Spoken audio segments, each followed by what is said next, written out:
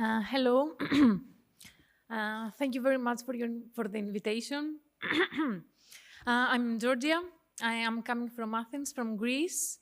I'm a member of a cooperative. It's called DOC. But here today, I represent RIPESS Europe, which is actually a network of networks for the voice of solidarity economy in the European Union and in Europe in general. So I'm here with my old-fashioned paper, and I try also, and it's good that I'm keeping also the gender balance for the panel today. So we're here to speak about we listen very nice concept today that everything it looks like to be supplementary one each other, like the donut economics, the good economics. And today we try to see what's the convergences and what's the similarities and the differences with social solidarity economy I will present. Mainly, as I can understand, because also for us, it's one of the first time that I'm listening the new concepts. I think the main difference is where every concept is putting the focus. The focus in social solidarity economy, it's mainly on the social factor and primarily in the political factor, of course, in the economic activity. So we are here today to speak about the way out. We are here today to speak about alternatives to the financialization of the economy. You are here today to speak about actions that subvert the ruling paradigm. We are here to give voice to thousands of alternatives that already exist, and we're here to see a very big yes to all these grassroots alternatives that try to reclaim not only the everyday life, but they try to reclaim the meaning of the economy. So reclaiming economy, reclaiming work, reclaiming our cities. But at the same time, social solidarity economy, as also the other movements, they are not developed in a vacuum. So it's good to be aware that besides to a big yes in the production of new activities, we also have to say a big no. But we are here to mention that the market economy is destructive for the ecosystem and for people's lives, is destructive for social and human rights. It is disruptive for civil society. It limits democracy. Some people, they are losing the control of their resources, institutions, and decision-making processes. So alongside with a yes, together with our movements and with the partnership, we are here also to say a big no. What is SSC? SSC, Social Solidarity Economy, it's building, but it's also resisting.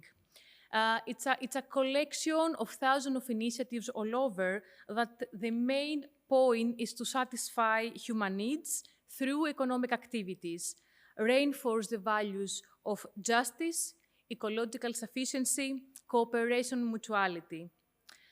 The SSC is an alternative to capitalism, as well as other authoritarian, state, or religion-dominated economic systems, in which ordinary people, they play an active role in shaping all the dimensions of their life and all the dimensions of economic and environmental activity. SSC is comprised of all actors of the economy: production, finance, distribution, and exchange. It aims to transform the social and economic system that includes public, private, and the so-called third sector, the civil society. The SSC is not about only for the less privileged, it's not only about social services, but it strives to overcome inequalities throughout all the sectors of the society. What SSC is not just a sector of the economy that would like to grow and grow in parallel with the public or with the private. It's not just a business model for a more responsible way of doing business as usual, but the main point is the reintegration of the social and political dimension within the economy. And that is where it differs from apparently similar forms of alternative economic enterprises. from social business to capitalistic cooperatives, from green for-profit economy to various forms of para-state or private welfare and socially responsible enterprise. All those forms of enterprises are for sure more conscious, act less speculative in their practices, but are substantially following the same economic model that solidarity economy is trying to change. So finally, what are some examples of this alternative economics? Solidarity consumer groups and community support agriculture or long-lasting partnership between consumer and producer groups that guarantee healthy food without intermediaries and sharing the risks. Ethical banks, mutualistic and sustainable finance and local currency, credit cooperatives, that is actually one of the most important ways in order to invest the surplus inside a network to create new jobs and to avoid to have leakages value at the supply chain. Worker cooperatives, recovered factories, co-working and social enterprises, which actually is the most common form of an SSC, is when the workers work without employers and undo in practice the division of employer and employee. They create their own democratic governance system, collective share the surpluses, and promote the collective interests. Co-housing projects, home exchanges, and right to the city initiatives actually is one of the most urgent and emergent needs, especially in metropolitan cities, is the method of providing affordable housing solutions to the members, while at the same time they extract house capital from real estate that actually speculates on housing rights. Transition towns, degrowth initiatives, zero waste initiatives, renewable energy communities, but actually they provide citizens fair and affordable access to local, clean renewable energy resources and other energy-related services, offer consumers the choice to take control and responsibility for the self-provision of the energy, furthering energy democracy. But can that model could be seen just an innovative energy system, but also the market could apply? No. When the revenues from economic activities go to providing services to members or to the local community, or when the ownership and control is not just participatory, but is collective from the users. No, when governance and decision-making are based on democratic governance and ensuring the autonomy of the community. So the models, it could be either used or either not be used by the market related to the principles that we follow. The list, of course, it can go on, and every day new initiatives are emerging in that direction. Some of these are very historical. For example, fair trade, it has been practiced in Europe for many decades. But at the same time, also the previous speaker mentioned the roots and the historical and the root of the world economy, that is not only the market, but actually is how we can cover the needs of the house. So do we find SSC practices outside of the official market sphere? At the same time, in this substantive sense of the economy, we can find non-formal groups that actually they make the exchange, and through mutuality, they are making economy. But this economy is non-formal. This is also part of social solidarity economy. In every country, we can find historical traditions where families, co-professionals, or folks share common origins, support each other in times of need or in times of crisis. Customary cooperative practices are rooted in every culture, and in some cases, constitute the drivers of the modern cooperative movement or mutuals. For example, mutual association among workers were the ancestors of insurance system and welfare system in France. I'm sure that here also in Turkey, there are also traditions that a neighborhood or farmers support each other in times of need. It's an original part of our culture. It is a part of what we say today as a care-based economy, where relationships, shared resources, and well-being count more to the building of the community. But do we consider that way quite old-fashioned? Do we consider that that way is traditional, conservative, and based in old-time norms? On one side, yes, because the bond of the people was their common origin. But can we find the new solidarity bond that unites people in times of modernity, in times of diversity, of individual freedom, and at times of unlimited possibilities? Can we build a civic solidarity based in faith that one just economy is possible? Market economy as a social construction tries to convince that people practice their freedom through the free choice of financial exchange. But our understanding of liberation is that the total number of facts and voices exercised when the individual and the public freedoms are, and the well-being is the number one of our compass. So, in which belief people can be engaged, how we can create a bigger picture and a common vision. The main and very simple elements that distinguish these thousands of initiatives and networks are the following. One thing is the benefit versus the profit. All the concepts that we listen today, they were focused on that. The collective ownership versus the private. The regenerative elements versus the extractive. The democratic dimension versus the autocratic. The cooperative way of working versus the competitive, and the open and free knowledge versus the proprietary.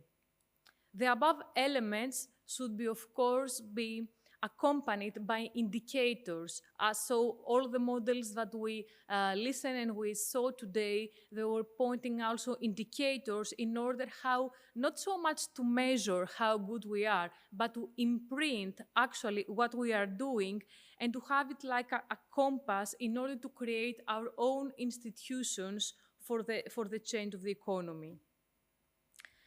In a context of polycrisis, climate change, democratic loss, loss of social reference, warfare and conflicts, the solidarity economy, it can be developed in a vacuum. At the same time, because the people, they are losing also their interest in politics, they are losing their interest in public affairs. So, social solidarity economy is a part of a socioeconomic movement that, from one hand, is able to mitigate these consequences, but from the other hand, they promote a narrative together with the people in order to shift the model to one of greater economic democracy, justice, and social solidarity. Let's take an example in order to realize what's the main difference between social solidarity economy and a cooperative.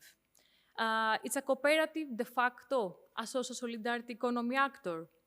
Let's see an example related to the metropolitan cities. Which is one of the main challenges that we face? In our point of view, is the over-touristification. Our cities suffer from that. The rents have been increased sky high. The residents are getting displaced from their neighborhoods, which are transformed into sightseeing places. In some cases, there is no real public services anymore, and you can hardly find any craftsman or any school. So the locals are already losing their neighborhoods as a common and public space, and they are losing their neighborhoods as the ones that they share the common sense of belonging. So when a social solidarity economy actor decides to economically be activated in one city, facing the problem of the touristification, it should be taken into account that situation so as to direct its activities and voice accordingly, meaning to assess which social groups are going to be impacted, in which way, economically, socially, culturally, from the proposed action, how the space will be influenced by and in which direction. These are factors that are not economic in a narrow sense, but they are economic in the wider sense, since the local reality will be influenced. So using the Polanyian terminology, the economy should be embedded in the social life and not in autonomous market economy sphere. So, is it a responsible action to start a cooperative, a non-for-profit one, ecological, even vegan-orientated hotel in that area? So what I want to say is that SSC has, of course, an economical dimension, meaning that they change the way we produce, we consume, and so on. But moreover, it has a social dimension, while tackle the way that the people interact each other and with natural resources. Is the way of building a new norms and a new institutions from below. But at the same time, it has also a political dimension, while questioning the status quo and while giving collective responses to what we produce, for who, when, and how. We have also some positive news in terms of official recognition of social solidarity economy in Europe. So the current context is that many countries, they already have legal frameworks for social economy or for social enterprises. And at the level of European Union in 2023, we have the approval by the European Council, the Council recommendation of developing the Social Action Plan. And at the same time, on March 2023, the General Assembly of the United Nations, they vote a resolution for promoting social solidarity economy for sustainable development. Even though the action plan of the social economy in the European Union, it's more close to a concept of reducing the poverty and to create and to combat unemployment and for the less privileged. At the same time, it's a very important step for the institution recognition in order also to push and to give mechanisms and also funding to member states to promote social economy in all the spectrum. Another issue that SSC is facing, but also the other concepts, is how many you are. One real question is that we don't know, and we would never know, because it's very tricky. Because we don't have a clear measure what we measure actually. It's not a sector of the economy, it's a way of doing economy. So it cannot be measured with the official statistics, of course, because every country has its own metrics and has its own definition. In many countries, if we take as a basis the number of the related to the non-profit or third sector, we can get that we have an average between 5 and 10% of the working population, like in Sweden, in Belgium, in France, in Netherlands, and in Italy, between 9 and 11.5% of the working population is involved one way or another in a social solidarity economy enterprise. This number, of course, does not include all the informal ways and the mixed forms of social solidarity economy practices and initiatives. For example, community support agriculture groups, solidarity consumers in many forms. There are hundreds of them. These numbers, of course, are very sketchy and incomplete, and they mix social economy in the more traditional way with the non-formal initiatives, but still are getting higher and higher. So this growing recognition of SSC, also in the legislation, is something that we really take care of it also as RIPESS.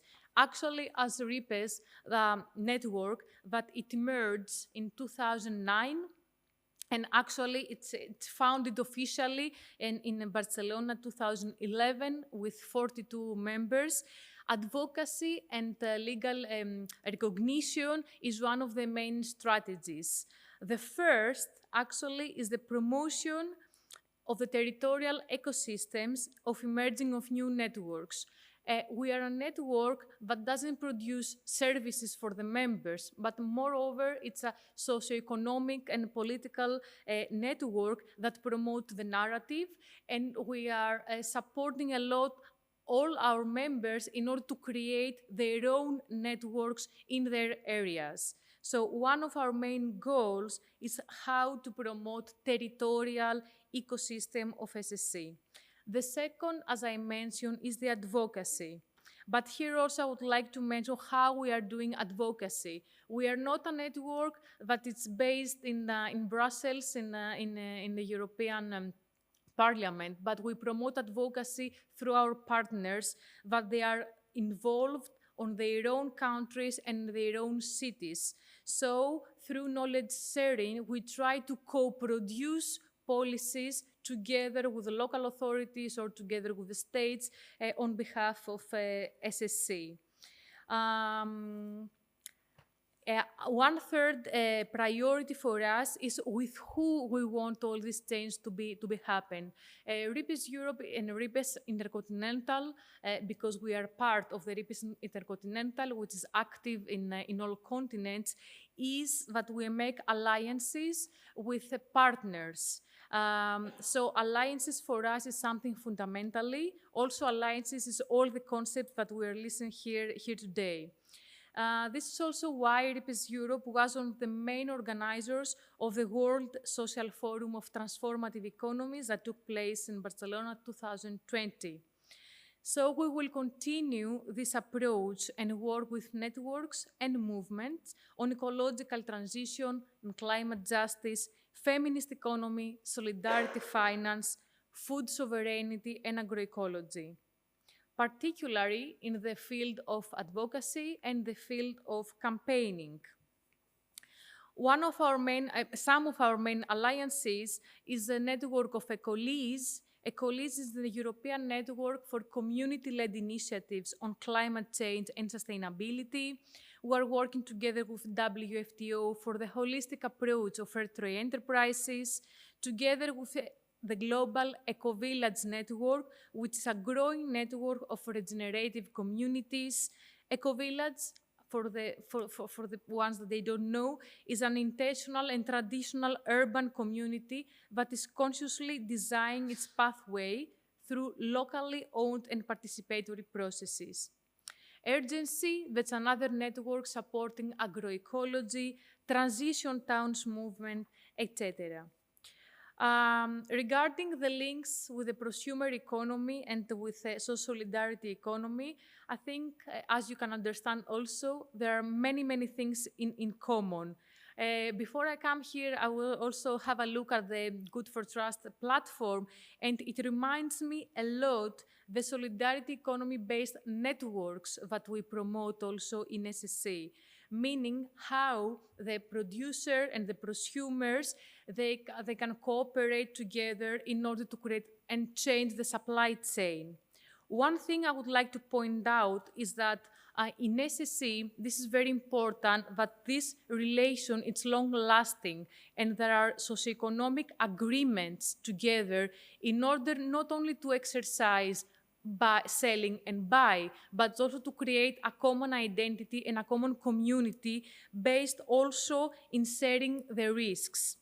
So agreements, long-lasting relationship, and some long-term commitments, let's say, between prosumers and producers and consumers.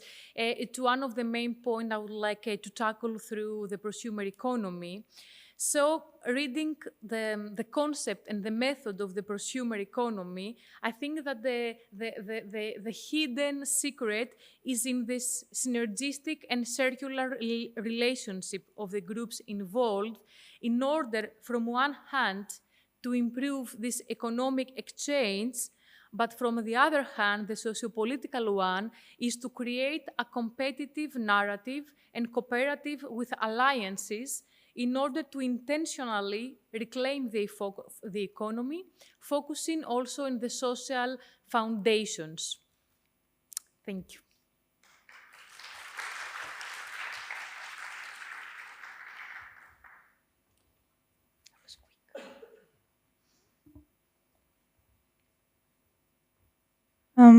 We have a few minutes. We can have 1 or 2 questions. If you have any, please raise your hand. Tansu will pass out the microphone.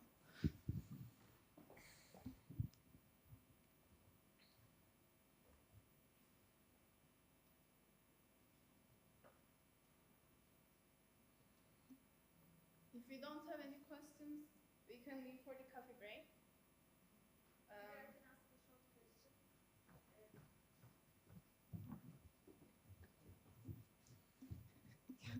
Questions because they don't want to make you run. Giorgio, thank you very much for your presentation. When I was listening to you, I am questioning myself that if there is any member from your Turkey in the RIPESS, is there? Oh, okay. Yeah. So if, for example, it's also here. Okay. Among us. Okay. I am sorry. I know the answer, but I am a bit confused maybe. But for example, if anybody else wants to join the RIPESS, what is the procedure? Maybe we can shortly listen this. Thank you. RIPESS Europe has different kind of members. The first priority is the member are networks, either national, either regional, either sectorial networks. But in some countries, like also in Greece, when there are no networks, members could be also promoters and facilitators, but acting like a supporting mechanism, or promoters like social economy, our member from Turkey. It could be also members.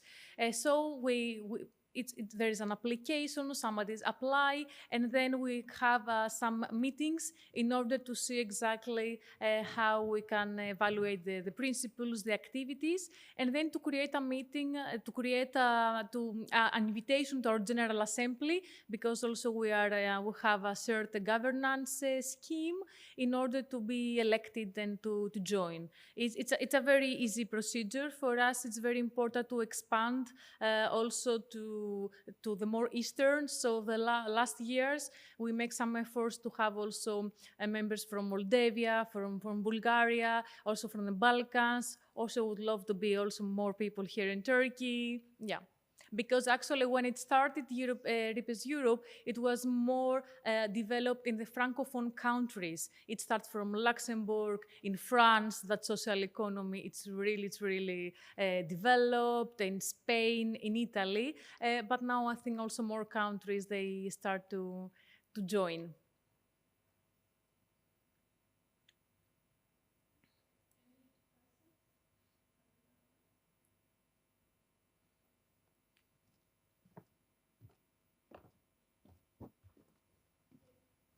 If you don't have any other questions, after our coffee break, we will come together with Erinç Yeldan for his speech on economy, politics, and power beyond climate change here. In Cinema Room A, you could join a panel on building forward better with social and solidarity economy, in which Georgia Bekridaki is a panelist. Thank you. Thank you.